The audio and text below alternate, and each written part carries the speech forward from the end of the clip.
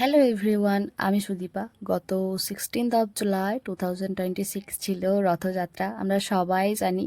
তো সেদিনকার একটা ছোট্ট মিনি ভ্লগ তোমাদের সঙ্গে শেয়ার করি, চলো।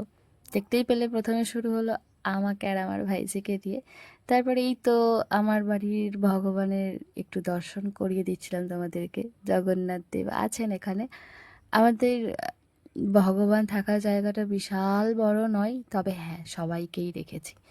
আর আলমারির প্রথমেই এনাদের মানে ভগবানের 3 রকমের স্ট্যাচু আছে, সেটাই একটু দেখালাম আর কি। সবচেয়ে বড় স্ট্যাচুটা আমি যখন পুরী গিয়েছিলাম তখন নিয়ে এসেছিলাম, আর বাকি দুটো কেউ উপহার হিসাবে দিয়েছিল। তো এটা হচ্ছিল বাড়িতে পুজো। সেদিন জগন্নাথ দেবের সাথে লক্ষ্মীনারায়ণের পুজো হচ্ছিল। এটা বৌমনি আর বর্দা মিলে অর্গানাইজ করেছিল। আসলে সেই দিন ওদের একটি ছোট্ট রান্নাঘরের ওই উদ্বোধন ছিল বলাই চলে। তো সেই কারণেই বাড়িতে পুজো দিয়ে ওই রান্নাঘরটার নতুন উদ্বোধন করা হয়েছিল। বাড়িতে যে কোনো শুভ কাজই তো ভগবানকে প্রণাম করে বা পুজো করেই করা উচিত। তাই এটারও সেই দিনটারও কোনো ব্যতিক্রম ছিল না। আর সেদিনটার রোদ ঝলমলে মেঘলা সব কিছু মিলিয়ে এক অভূতপূর্ব দিন ছিল। ছাদে আমার ফুল গাছগুলো তোমাদেরকে একটু দেখাই, দেখো কি সুন্দরই না লাগছে।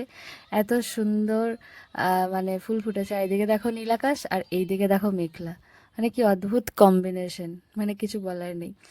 আর সেই দিন এই হরি মন্দিরটা বা এই হরি মঞ্চটাও স্থাপন করা হয়েছিল, কি যে সুন্দর লাগছে। তো যখন স্থাপন করা হচ্ছিল তখন প্রচণ্ড বৃষ্টি হচ্ছিল, তাই আমি সেই মুহূর্তে ভিডিও ক্যাপচার করতে পারিনি। আর এই যে বৌমনির নতুন রান্নাঘর, এখন এটাই বৌমনির ঠিকানা। একটা মেয়ের কাছে তো এটাই সবচেয়ে বড় আহ, আশা থাকে, তাই না, যে রান্নাঘরটা খুব সুন্দর হবে। না, সেদিন এখানে রান্না বান্না হয়নি, পুজো হওয়ার পর তারপর রাত্রিবেলা হয়েছিল।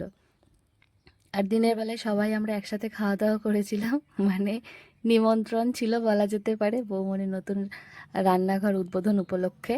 তবে রথযাত্রার দিন আমরা কেউ আমিষ খাই না, তাই সমস্ত কিছু নিরামিষ করা হয়েছিল। একটা ছোট্ট আয়োজন, ঘরোয়া আয়োজন, ঘরের মানুষজন মিলে বেশ ভালো, ভীষণ ভালোভাবে দিনটা আর কি কেটেছিল। আর আমাদের বাড়িতে না অনেক বাচ্চা ছেলেরা রথ নিয়ে এসেছিল, তবে বাকিদেরকে ক্যাপচার করা হয়নি। এই শেষ বেলায় আমি এদের রথরুদ্রকে ক্যাপচার করেছিলাম। আর খাবারও বিশাল কিছু আয়োজন ছিল না, তবে মন থেকে আনন্দ করে খেয়েছিলাম, এই আর কি।